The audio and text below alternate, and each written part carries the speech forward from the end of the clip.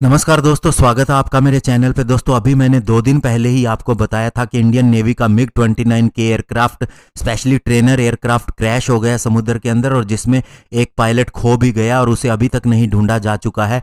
तो ऐसे में दोस्तों अब सारी लाइट रशियन फाइटर जेट के ऊपर चल गई हैं, स्पेशली दोस्तों ये देखते हुए कि इस फाइटर जेट के साथ अगर हिस्ट्री में जाएं तो काफ़ी प्रॉब्लम्स रही हैं, न केवल इंडिया के अंदर बल्कि रशिया के अंदर भी। आज इसी के ऊपर बात करेंगे कि क्या कारण हो सकता है इसके एक्सीडेंट के पीछे। तो चलिए दोस्तों शुरू करते हैं। दोस्तों आपको इस घटना के बारे में बताना चाहूंगा कि ये MiG-29 के अपने बेस पे वापस जा रहा था, जो कि INS हंसा गोवा के अंदर स्थित है, और ये एयरक्राफ्ट कैरियर INS विक्रमादित्य से उड़ान भर के वापस जा रहा था और ये क्रैश हो गया, जिसके अंदर एक पायलट को तो रेस्क्यू कर लिया गया, लेकिन दोस्तों दूसरे कमांडर निशांत सिंह, जो कि एक क्वालिफाइड फ्लाइंग इंस्ट्रक्टर हैं, वे अभी भी मिसिंग है। और इसके बाद नेवी ने अपनी इंक्वायरी शुरू कर दी कि ये क्रैश क्यों हुआ है, और ये दोस्तों तीसरा फाइटर जेट था जिसका क्रैश हुआ है इसी साल के अंदर। इससे पहले 2 और ऐसे ही फाइटर जेट का एक्सीडेंट हो चुका है। हालांकि नेवी ने कुछ भी बताने से मना कर दिया है कि इसके एक्सीडेंट का कारण क्या है, लेकिन इतना जरूर कहा गया है कि किसी भी तरह का वार्निंग साइन या अलार्म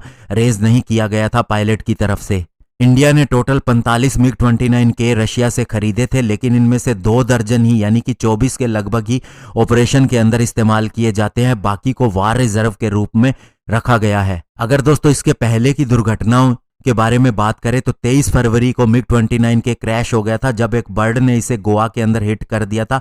हालांकि ये अच्छा रहा कि पायलट ने मैनेज कर लिया कि वह इस फाइटर जेट को दूसरी जगह पर ले गए और सफलतापूर्वक इससे इजेक्ट कर गया। और इससे पहले दोस्तों लास्ट ईयर 16 नवंबर को भी एक MiG-29 के ट्रेनर एयरक्राफ्ट क्रैश हो गया वर्ना विलेज के अंदर, जो कि साउथ गोवा के अंदर स्थित है, और इसके पीछे कारण इसके इंजन का फेल हो जाना बताया गया था। और उससे पहले 2018 के अंदर INS हंसा से ही टेक ऑफ करते समय MiG-29 क्रैश हो गया था।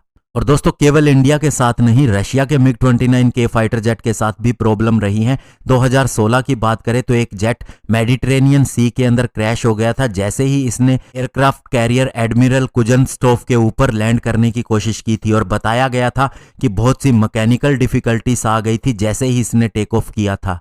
दोस्तों इसकी हिस्ट्री के बारे में बता दें कि 2010 में हमने $2 बिलियन के अंदर इसकी डील की थी, और तब से ही दोस्तों इसके अंदर कई डेफिशिएंसीज रही हैं, इसके इंजन के अंदर, एयरफ्रेम के अंदर, फ्लाई बाय वायर सिस्टम के अंदर। और CAG ने भी अपनी 2016 की रिपोर्ट के अंदर कहा था कि इस फाइटर जेट के अंदर कई प्रॉब्लम है, चाहे इसके एयरफ्रेम से रिलेटेड हो, इसके RDMK-33 इंजन से रिलेटेड हो, या फिर फ्लाई बाय वायर सिस्टम से, सभी के अंदर कुछ ना कुछ प्रॉब्लम है। लेकिन दोस्तों मेन कंसर्न इस एयरक्राफ्ट के बारे में यही कहा जाता है कि इसके इंजन के अंदर बहुत बड़ी प्रॉब्लम आती है। और दोस्तों CAG की 2014 की रिपोर्ट बताती है कि टोटल हमने 65 इंजन खरीदे थे, 42 तो 21 एयरक्राफ्ट के साथ में आए थे, और 23 हमने स्पेयर्स रखे थे कि शायद इनकी भविष्य में जरूरत पड़ जाए तो इनके अंदर इसे इंस्टॉल किया जा सके। लेकिन दोस्तों हमने फरवरी 2010 से, जब से इसका इंडक्शन किया है, 40 इंजन अभी तक हटाए जा चुके हैं। स्पेशली दोस्तों ये इसलिए रिजेक्ट किए गए हैं कि इसके अंदर डिजाइन से रिलेटेड बहुत ही कमियां हैं,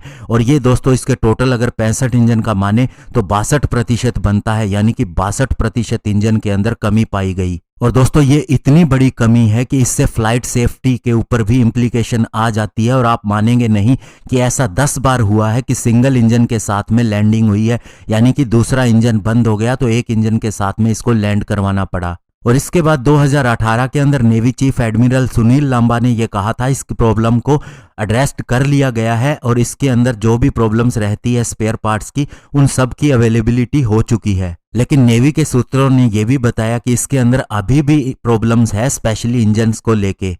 लेकिन दोस्तों अभी जो फाइटर एयरक्राफ्ट क्रैश हुआ है इसके अंदर क्या प्रॉब्लम आई है ये अभी तक नहीं बताया जा सकता जब तक कि इसकी जांच ना हो जाए।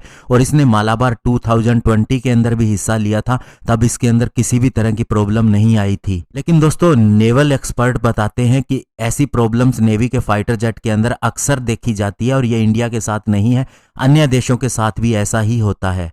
और इसके इंजन के अंदर भी सैंड और साल्ट की प्रॉब्लम आती है, स्पेशली ये एब्जॉर्ब हो जाता है एनवायरनमेंट से, तो ऐसी प्रॉब्लम अक्सर नेवीज के अंदर देखी गई है। लेकिन दोस्तों ये नेवी के लिए है एक क्रूशियल इश्यू, बेशक ये दूसरे देशों में भी आती हो और ये डायरेक्टली इंजन से रिलेटेड है, तो ऐसे में इंडिया अपने इंजन के ऊपर भी काम कर रहा है, और अगर इसे डेवलप कर लेता है तो भविष्य के अंदर दोस्तों हमारे सारे फाइटर जेट के अंदर हमारे इंजन लगाए जाएंगे और हम किसी और के ऊपर निर्भर नहीं करेंगे इसकी प्रॉब्लम्स के लिए, और उसे खुद ही सोल्व कर सकेंगे। धन्यवाद। जय हिंद।